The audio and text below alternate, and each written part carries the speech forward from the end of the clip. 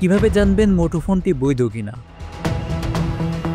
প্রথমে মুঠোফোনের মেসেজ অপশনে গিয়ে KYD স্পেস 15 ডিজিটের IMEI নাম্বার লিখুন। উদাহরণস্বরূপ KYD 123456789012345। এরপর IMEI নাম্বারটি লেখার পর 16002 নাম্বারে পাঠিয়ে দিন। ফিরতি বার্তার মাধ্যমে মুঠোফোনের বৈধতা সম্পর্কে জানতে পারবেন। বিদেশ থেকে কেনা বা উপহার পাওয়া মুঠোফোনের নিবন্ধন করবেন কিভাবে?